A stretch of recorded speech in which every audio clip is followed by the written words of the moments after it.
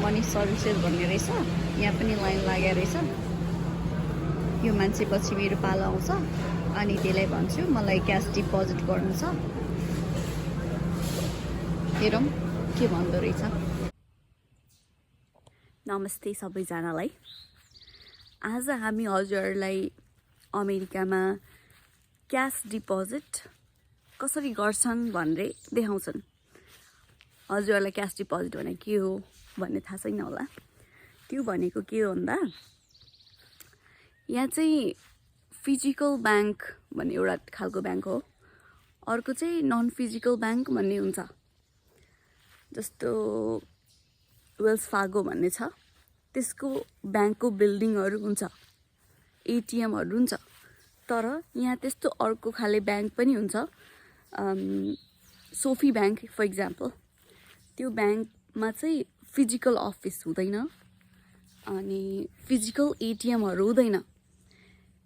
त्यो कोहीसित सोफीको खाता छ भने, अकाउन्ट छ भने उसले चाहिँ सोफीको एटिएम खोजेर हुँदैन। उसले चाहिँ अल पोइन्ट एटिएम, एउटा जेनेरिक एटिएम हुन्छ, त्यो एटिएम खोजेर त्यहाँ गएर पैसा निकाल्न चाहिँ मिल्ने, त्यसको लागि छुट्टै चार्ज लाग्ने चाहिँ हुँदैन। तर क्यास डिपोजिट चाहिँ एटिएमबाट गर्न नमिल्ने। अर्को ब्याङ्कहरूको चाहिँ एटिएमबाटै क्यास डिपोजिटहरू गर्न मिल्छ, तर त्यो नन फिजिकल ब्याङ्कहरूको चाहिँ एटिएमबाट क्यास डिपोजिट गर्न मिल्दैन।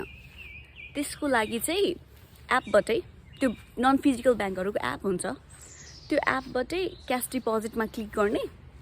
क्लिक गरेपछि त्यसले भन्छ सर्टेन स्टोरमा जानुहोस्, जस्तो क्रोगर, वालमार्ट, त्यो स्टोरहरूमा गएपछि त्यहाँ भन्नुपर्छ मलाई क्यास डिपोजिट गर्नुपर्ने छ यो एपको थ्रु। अनि त्यो मान्छेले पैसा लिन्छ, चार्ज काट्छ अनि डिपोजिट हुन्छ। आज हामी त्यो फर्स्ट टाइम गर्न लागेको। हामीसित हजुरहरूले पनि सिक्नुहुन्छ अमेरिकामा क्यास डिपोजिट कसरी गरिन्छ भनेर। म निस्किसकेको छु वालमार्टतिर। आज वालमार्टमा मलाई डिपोजिट गर्नु छ। डिपोजिट गर्नु अगाडि मलाई पिकअप पनि गर्नु छ। पहिला म पिकअप गर्छु, त्यसपछि डिपोजिट गर्छु। हजुरहरूलाई त्यहाँ डिपोजिट गर्न जान लागेको बेला देखाउँछु है त। मैले वालमा पिकअप सकाइसकेँ। अब डिपोजिट गर्नलाई चाहिँ स्टोरभित्रै जानुपर्छ। त्यही भएर गाडीलाई पिकअप स्पटबाट निकालेर जेनरल वालमार्ट स्टोरको पार्किङ लटमा पार्क गरेर डिपोजिट गर्नलाई भित्र छिर्छु।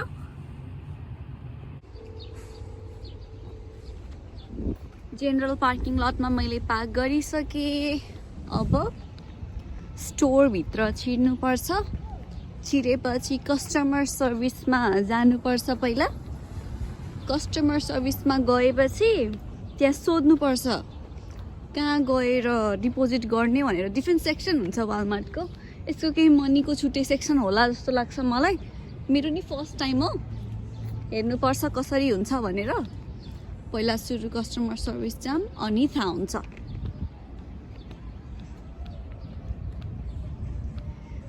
म होम एन्ड फार्मेसी सेक्सनमा छिर्छु। यहाँ छिरेपछि कस्टमर सर्भिस कहाँ छ भनेर खोज्छु। यस्तो हुन्छ एन्ट्रन्स, वालमार्ट एक्जिट। म वेलकममा छिर्छु।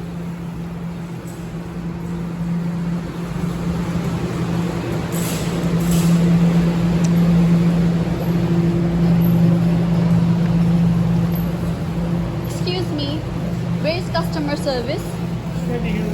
Oh, thank you. Customer service अगाडि रहेछ।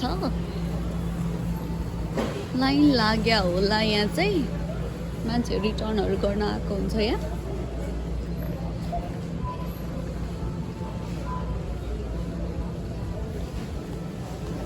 यहाँ अगाडि लाइनमा लाग्छु अनि अगाडिको मान्छेलाई सोध्छु कहाँ गएर डिपोजिट गर्ने भनेर। कस्टमर सर्भिसबाट मलाई के भन्यो भन्दा यहाँ एउटा मनी काउन्टर भन्ने हुँदो रहेछ चेकआउटको साइडमा। त्यहाँ गएर भन्नुपर्छ मैले यहाँ रहेछ मनी सर्भिसेस भन्ने।